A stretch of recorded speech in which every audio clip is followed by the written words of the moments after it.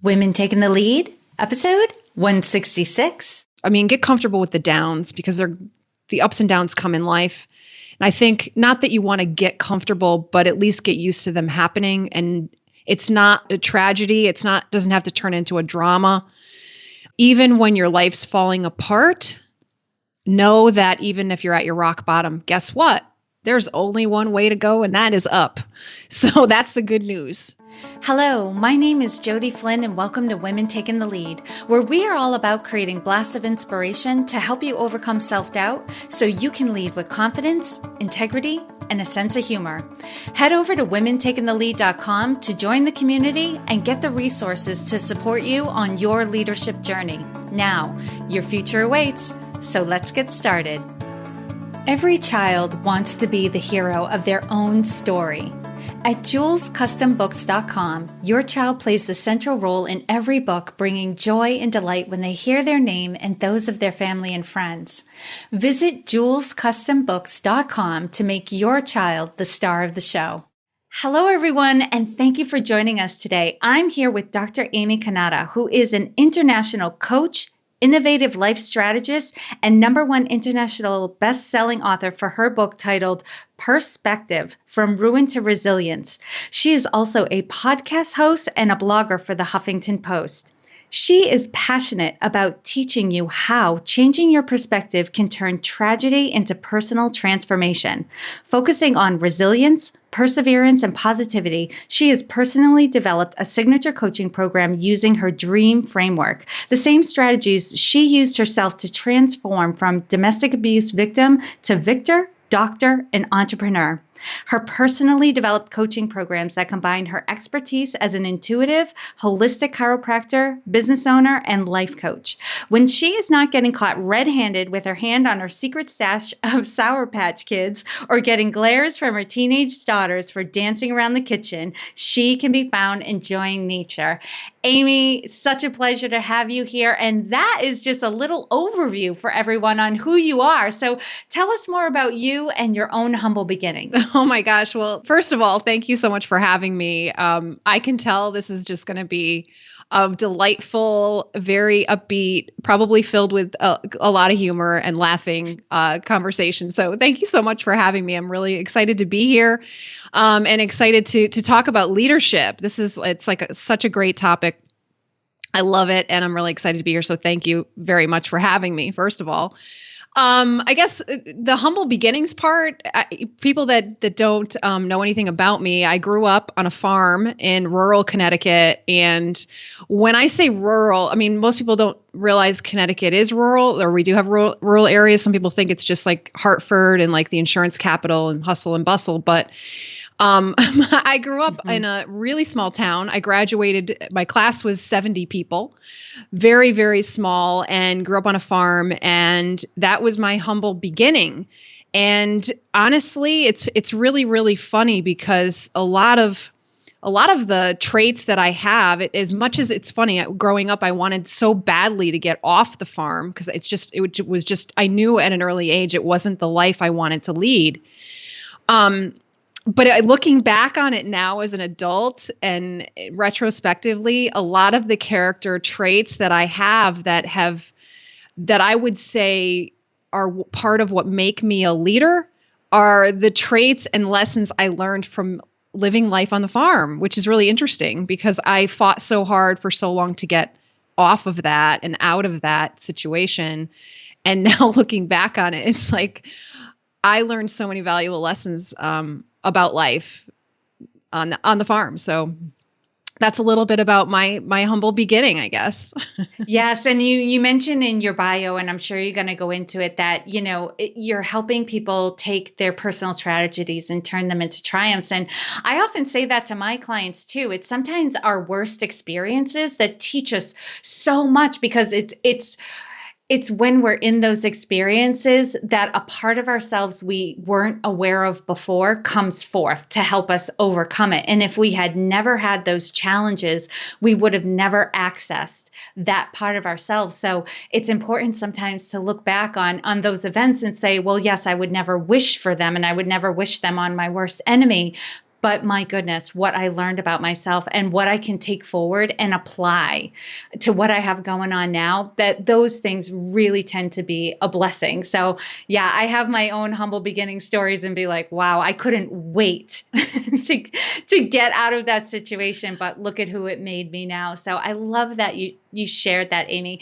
And clearly you've come a long way from that humble girl on a rural farm in Connecticut to what you have going on now. And I'm sure your bio probably only even touches upon a lot of the successes and the accomplishments that you've made. And I can hear how confident and bubbly and passionate you are about your life now. But I was wondering if you could start us with a story that tends to level the playing field, right? Because we all face those times in our lives when we play small. We don't recognize our gifts, our talents, our strengths, and we undervalue ourselves and hold ourselves back a little bit. So, Amy, if you don't mind, can you take us back and share with us your playing small story and the lessons you've learned from it?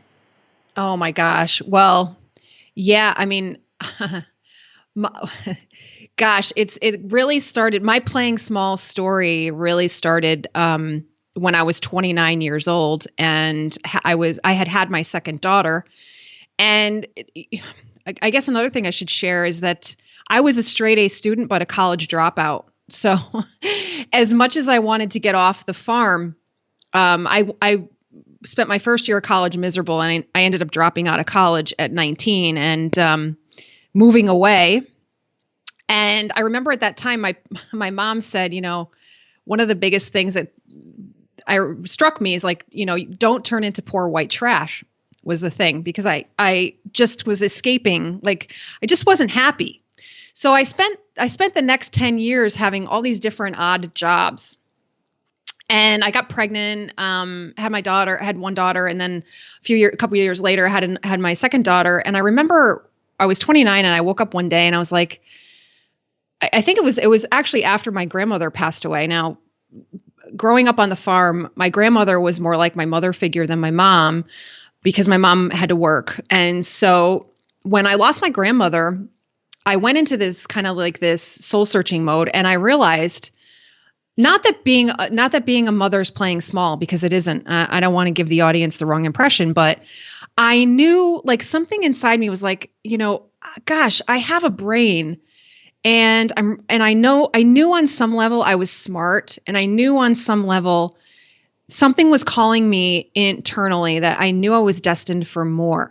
I didn't know what it was at the time, but I just knew there was something that was really uneasy. Like, and maybe it was like, okay, you're 29 and you're going to be 30, and like, what are you going to do with your life when you grow up, kind of thing. But I just remember this pulling, this unease, like there's something more for your life. There's something more. And that's happened to me several times in my life. Even I'm thinking back now, when I was 13, I had contemplated suicide when my parents got divorced. Not to be heavy, but I remember always thinking, you know what, my parents were 17 and 18 when they had me, and could have easily chosen, not to. And I just remember that thinking to myself, God's put me on this planet for a reason. There's a reason why my parents didn't, chose to have me, chose not to give me up for adoption or whatever the other options were.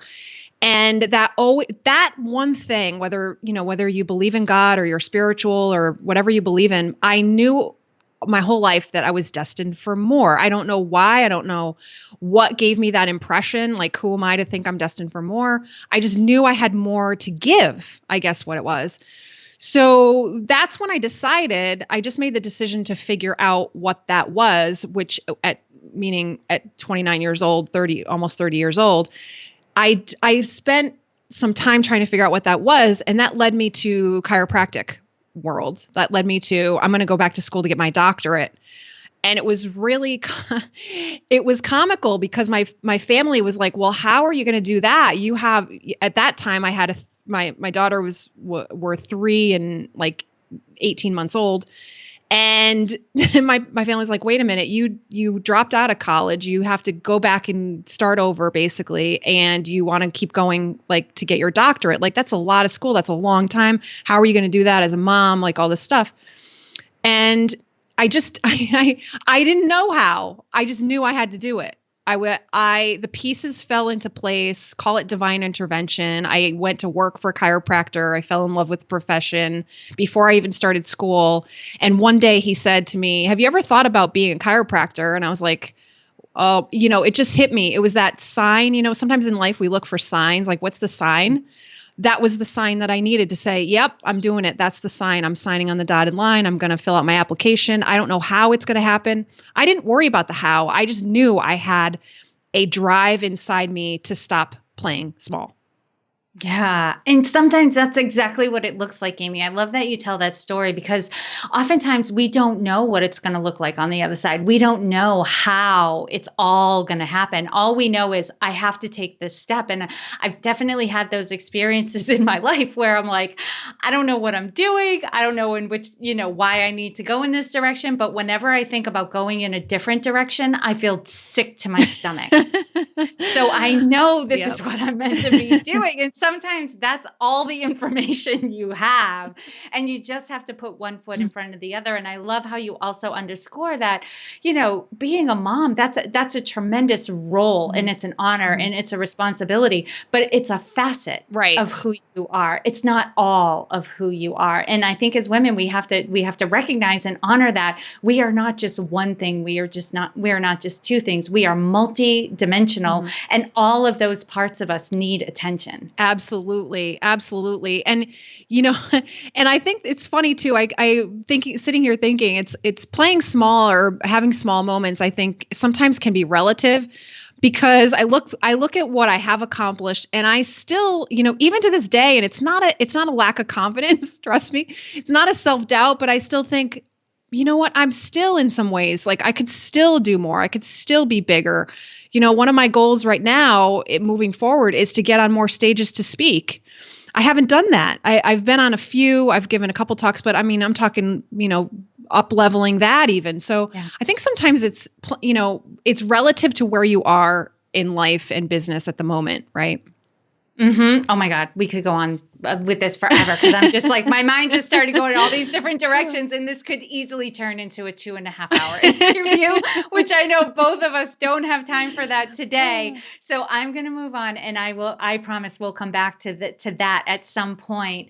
But what I'm interested in next, Amy, is, that wake up call moment. We've all had them. For some of us, they're like light bulbs that go off and we're like, aha, that's exactly it. And for some of us, it's a slow awakening. The universe has to send us message after message before it finally dawns on us, oh, this is what I need to do. But there's always a moment where we're ready to take action. So if you could share with us the story of your wake up call and the steps you took that led to your success, that would be amazing. Oh my gosh.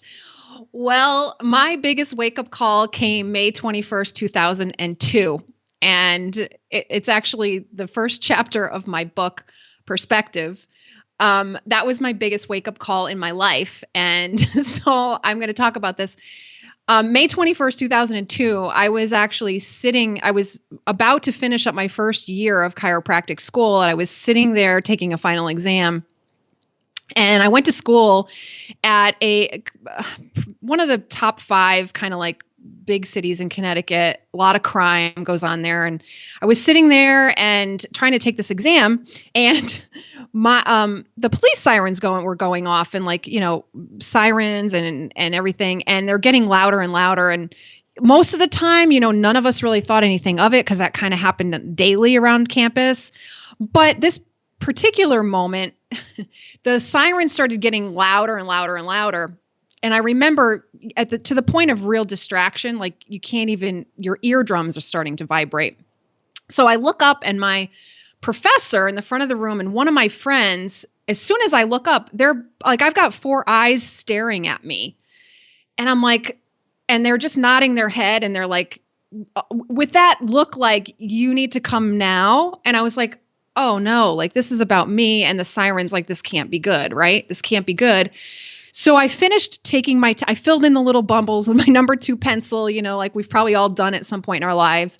And I raced down to the front of the room. And when I walked out of the room, the lecture hall, the hallway that I walked into was all glass windows on one side. And I could see probably 6 or 7 police cars right in front of the building with their sirens on, and police officers running everywhere on their walkie-talkies, yelling, the building's on lockdown and all this other stuff. And long story short, it was my then husband who, as I mentioned in my bio, have a domestic violence background, and he had showed up at school that day armed and in camouflage.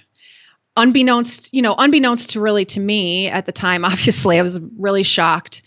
And that was it. That was the moment that I said, enough is enough, because no one knew at that point in time, including myself, how volatile the situation was. And a lot of my friends at school, my professors, and no one even knew that I was suffering from this, because I kept that side of myself a secret, because quite honestly, I was ashamed and humiliated. Here I was, this highly educated woman, or at least so I thought. And from the outside, everything looked great. I'm going to school to be a doctor. I'm going towards my dreams. I've got 2 beautiful daughters and all this stuff, and everything looked great. And I was hiding this whole other side of my life. So that was really the moment that I just remember thinking, I will never be in this place again. I will never be in this situation ever again. And not only am I never going to be in this situation, when I get to a point in my life, and I made the decision, I was like, I don't care at this point in time, whether it takes me 5 years, 10 years, or 15 years to finish this degree, I'm going to finish it. And not only am I going to finish it, I'm going to finish it to the best of my ability. And when I have a point in time in my life to come back and share what I've learned from that experience to others, when I feel ready and fully healed from this and ready to kind of take on the lessons that I learned about resilience and what I teach now, I'm going to do it. I'm going to do it with full force. And so I graduated with honors, and then I just went on to I'm going to be the best version I can. And part of it, honestly, was human nature of I'll show him, I'll get even, I'm going to be super massively successful. And part of it was really, I need to lead by example for my daughters. So I had 2 things really driving me at that point, which was my daughters can't see me fall apart, completely fall apart. I mean, they've seen me be very honest and open with them about struggle, about being human, and you have to cry sometimes. But I didn't want them to see me completely fall apart, because they needed one parent to be strong in that situation. And I kind of had to be that strength for them, because I know, I'm like, daughters watch their mothers to really lead by the example. And I knew at that point in time, I had no choice, not only for myself, but for them and for the future of people. And honestly, Jody, I wouldn't even be here today, 14 years later, if I hadn't made that decision back in 2002, which is crazy. I know. Oh gosh, Amy, it's those moments. And that's why I'm so grateful that Brene Brown, overcame her wanting to be, unknown. And that she got really vulnerable in that first TED Talk she did, because ever since then, her what she's taught us about shame and how shame keeps us silent.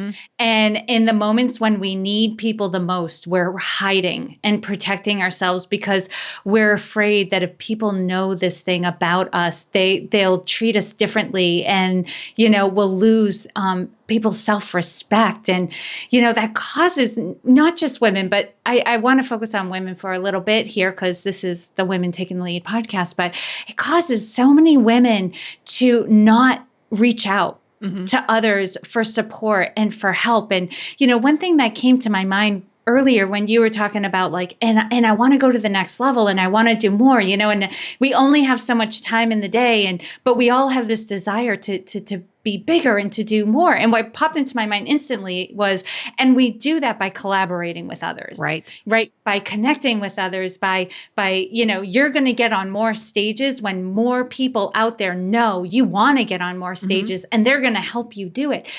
And when we let shame run the show, we don't do that. Right. That is so, so true. Absolutely 100% so true. Yeah. And so the work for a lot of us is to overcome that. And how do you keep that going? Because obviously you've not allowed domestic violence into your world since then, but there are other areas where shame can creep up, and you got to be vigilant about it at times. What do you do to make sure that that creep isn't happening again? Oh my gosh, I love this question. I absolutely love this question because, and I say this all the time, even to, my coaching clients, I say, you know what? I'm as much of a student as I am a teacher. The word doctor in Latin translates to teacher. I value that position. I think teachers are the thought leaders in our society. And I really value a lot that responsibility of being a teacher. But I am a student, and I'm constantly learning about myself. And honestly, I think to answer that question, the biggest thing that I do, I think I don't need to do it on a daily basis anymore. But when that stuff creeps in, because let's face it, no matter how successful you are, the self-doubt creeps in. That's just a fact. Whether you're making $1 million or you're not, or you're a multi-million, it doesn't matter. There's always those times when you have like this self-doubt, I guess. Like, I wouldn't call it shame anymore. I would call it self-doubt. Like, am I doing the right thing? Is anybody listening? And, when those times come, I just say, just keep going. Don't stop to ask yourself the question, because you know what? You can get caught up in the rabbit hole of trying to figure out the answer instead of spending your time just moving forward. So I guess that's my quick and dirty answer. Yeah, I love it. You know what? And I would add to that, if you're asking yourself that question, the answer is yes, I am. Like, am I good enough to be doing this? Well, I'm asking the question. So in the question lies the answer. Exactly. Right? Because if you really weren't good enough, you probably wouldn't even bother asking the question. That is true. That is. Oh, and Amy, you've come a long way, and you work in a lot of different areas, and you're transitioning in your career path and what you're trying to create in the world. So I'm wildly curious on how you would describe your leadership style, given everything you've gone through and where you want to go from here. Oh gosh. Well, that's a great question. I would say my leadership style really is, I've said this from, a really long time. I can't even remember, is leading by example and inspiring and motivating others through actions. And you never know who's watching, and you never know the impact you're making. So, for example, the other day, I've been doing Facebook videos for like the last year. Before Facebook Live, and I was doing a lot of recorded videos. I do something called Worth It Wednesday. I was recording those and uploading them to YouTube, and then posting them on Facebook, like tips and everything. And I've been doing video for a really long time. And a year, I guess that's not a long time. But what the funny thing is that just by me doing those videos, I've had women reach out to me and say, you've inspired me to do more videos, to get in front of people and not hide. And so that's really my leadership style, is leading by example. And I never approach a relationship where it's always like I am above or better than you. Even in my doctor-patient relationship, when I had my practice, I was never like, I am the doctor. And sometimes you have to, express your authority if it's really a safety or a health concern. Yes, I have to say, you know what, I've got to put my doctor hat on, and this is how it really is. But the fact is that, even before I was a doctor and I was managing a retail store, it was always this idea of, let's have a roundtable discussion about the decisions that we need to make. It was, you are my you're my equals. I am not I'm not the manager. I'm the manager, yes, per se. And I have to put my manager hat on when things are needed. But it's just always been like, well, what do we think as a community? What would work best? And I still approach things that way. And I still approach coaching that way. And consulting, if I think one of my clients needs more of a consulting, mentoring kind of thing where it's just like a tough love situation, I'll say, you know what, I'm going to push you. I'm not going to push you over, but I think there's areas for growth. Let's talk about it. So that's kind of my style, I would say. Mm-hmm. Yeah. Leading by example, including people, collaborative. Mm-hmm. And that makes perfect sense given where you want to go and how you want to interact with your community. And speaking of where you want to go, Amy, what's one thing you're working on right now that you're really excited about and want to share with us? Oh my gosh, I am so excited. Like, I am so excited about this, and I'm so excited you asked.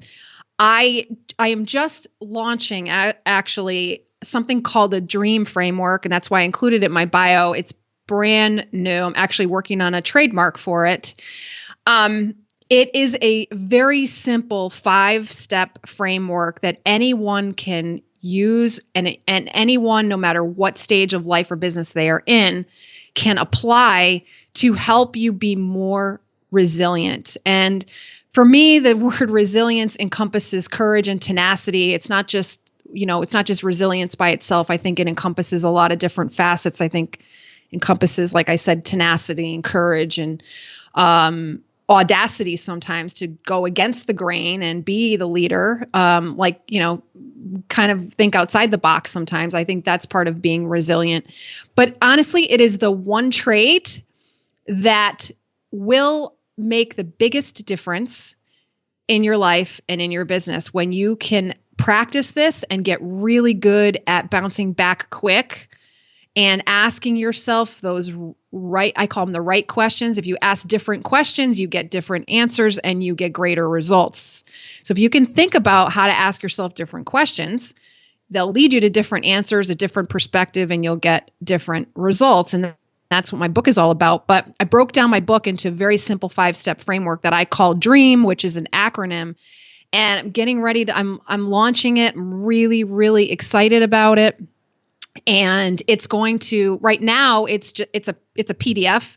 It's turning into a group course, and then it's going to be turned into a leveraged self-study course. So that's the track that it's on right now. Right now, I've beta tested it and got great reviews. Now it's getting ready to launch as right now it's PDF, getting ready to launch it as a group.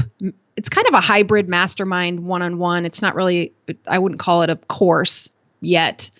It's more like a program, and really, really excited about that because it's just a really simple way, very replicatable and simple for everyone to remember because you just remember the word dream and it's really easy. The acronym. Yeah, I'm excited you're doing this as well because it's been my experience, and I've heard other successful people talk about this too, that, the people who become successful or they find success more quickly than others, they have that ability to overcome what's coming at us. We all face a lot of the same challenges, but some people are just better able to absorb and move beyond whatever's coming at them. And there's that Chinese proverb, I'm not going to say it correctly, but it's like, fall down 8 times, get up 9, but there are some people, but there are just some people too. They not only get up, but they get up quicker, right? It's that space of time. And that's something I'm going to be talking about in my own book. Like there are things that sidetrack us, and it's if we allow them to sidetrack us for too long, they will take us off course. But not enough people are talking about how to build resilience, how to develop that skill so things don't drag you down for so long. So I love that you're doing this and putting it out there for people to learn that skill because it's vital. It is vital. And it's funny because what I have spent the last year doing, reading every book I could get my hands on, from the book Grit to the book Rising Strong. I've read a lot of books about this topic, and I thought, how do you teach an intangible trait because I'm very results driven, very results driven person, because I really, I value people's investments in time, with their time and their money. So I want to get them results. And I thought about how can you teach something that's an intangible trait? And I've broken it down, and it's, like I said, it's very simple. And that's why I'm so excited about it, because it's taken me a long time to kind of research it. How am I going to teach this? How do you teach a how-to on something as big as a topic as this? It's like, how do you teach vulnerability, right? Like Brene Brown does it really, really well. Yeah. How do you teach resilience to people? And can everyone learn it? And the answer is yes, it can be taught, and yes, everyone can learn it. So. Love that. I'll be excited to hear more and see what comes of your program. And Amy, on the flip side of things, that's the exciting stuff of what you have going on. But I think everyone enjoys a little bit of a peek behind the curtain, right? I'm always bringing on women who are like rocking it out and doing all these amazing things out in the world. And I think it's another dose of that, like, hey, we're all the same. We all have very similar challenges going on. So yep. I'm curious about what is your biggest leadership or business challenge that you're currently faced with? That's a good question. Right now, I would say the biggest challenge is, well, and this is interesting. Juggling life as a single mom in business is always a challenge. That's always a challenge. But right now, I think honestly, if I'm being totally honest, it's how can I afford to hire another team member is really what's going on in my head, because I'm kind of maxed out on time. And I'm at that point where it's like, if I hire someone else, then I have to ramp up my game again so that I can pay this person. But I know, you get to that breaking point where it's like, gosh, I really need to hire someone. I need to make the leap. But what if I make the leap? And then what if the business can't support this person? And then I have to, let them go. Like, you just go through that whole thing, right? So that's where I am right now. That's what I'm struggling with right now. It's a rigmarole too, because as you bring somebody on, you have to ramp up the other areas of your business. At the same time, you have to give this person a lot of time and your attention and resources too.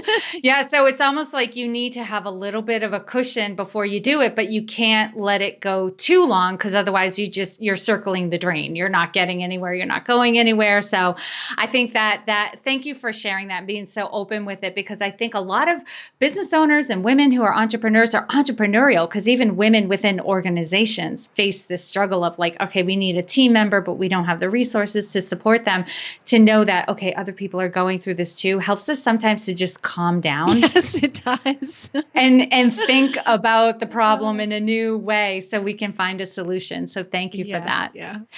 And you mentioned bringing on another team member, and it could be within your business or without. But I think another thing that this community is always curious about is like, what does the support system look like for these women who are really taking off? So, Amy, if you could just briefly describe who are the people you have around you that help you to not only maintain your current level of success, but then to help you get to the next level as well. Oh my gosh, I love this question because it makes me laugh.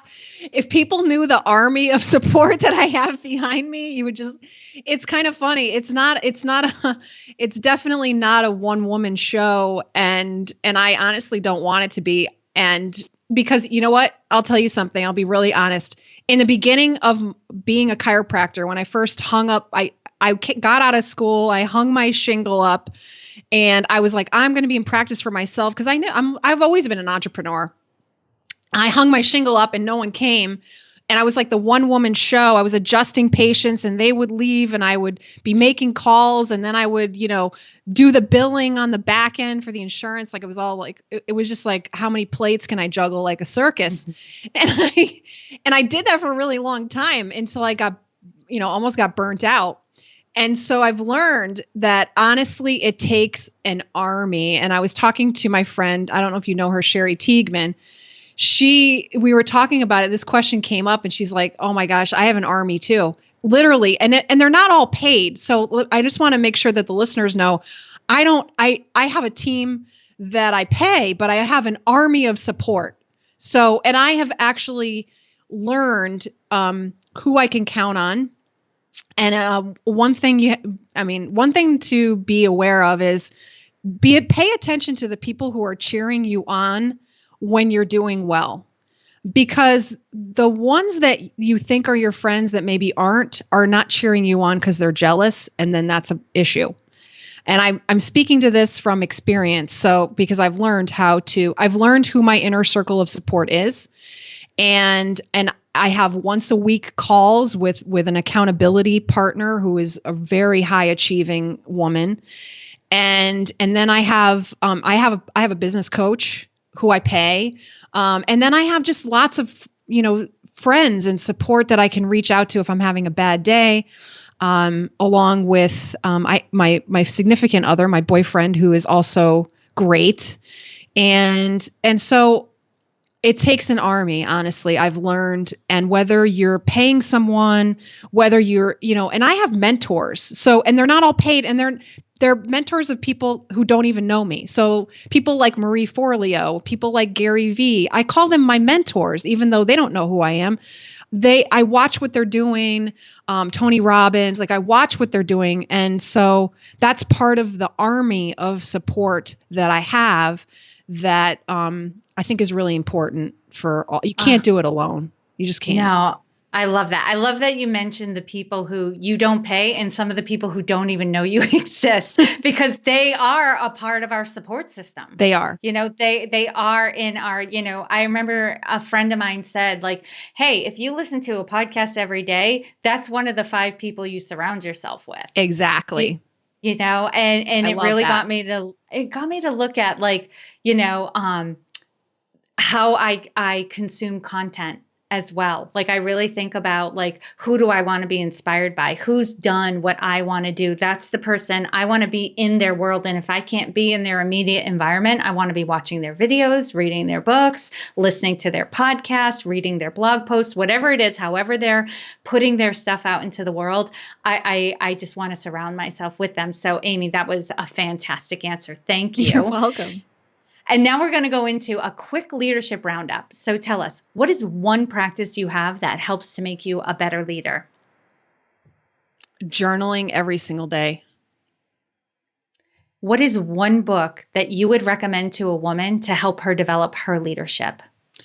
I am reading a book from Barbara Stanny called Sacred Success, and it is mind-blowing. It is one of the best books for women leaders that I've ever read. Talks about leading from love versus leading from your ego. It's phenomenal. It's called Sacred Success. It's by Barbara Stanny. Great book. I've got it on my list. All right. And Amy, what advice would you give your younger self? Oh, that's a good question. I would say, don't ever give up, but I think that was in me. I guess I would say, just get comfortable with the ups and downs. I mean, get comfortable with the downs, because the ups and downs come in life. And I think not that you want to get comfortable, but at least get used to them happening. And it's not a tragedy. Doesn't have to turn into a drama. It's even when your life's falling apart, know that even if you're at your rock bottom, guess what? There's only one way to go, and that is up. So that's the good news, right? That's been a theme I've been hearing a lot lately. And I'll throw out there what popped into my mind when you said this, because I'm glad you said it, is I've been hearing a lot lately and giving this to my clients as well, is get comfortable with being uncomfortable. Yes. Right? Because that's where success is. And that's where the personal growth is. That's actually where the magic happens. Absolutely. It doesn't happen when you're on top of the world, when you're succeeding. It happens, your greatest area of personal growth happens at the bottom. I love that. Yep. And the other thing that came to mind when you were talking was, because I do this myself when I'm just in a down, you wake up in the morning and you're like, oh my God, I have to do this again today. This is awful. I remind myself, this too shall pass. Yes. This is just a moment in time, and it's going to go. Yes. And I just get up and start doing. And it does. It passes. So true. I use this. That's one of my business mantras, is that everything is temporary. Everything in life or business is temporary. Sometimes it's 5 years temporary. Sometimes it's 6 months temporary, but it really is, everything is always is temporary. And that's how I got through chiropractic school. I was like, all right, I've got 4 weeks until I get a day off. Like it's 4 weeks. That's it. It's temporary. And just taking off, it helps you take life in bites instead of trying to eat an entire buffet at once. Mm-hmm. Well put.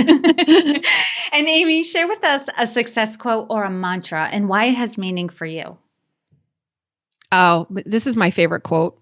And it's an anonymous quote. And it's, well, one of my favorites. Marianne Williamson has a couple that are my favorites too. But this one came to me when I was 16.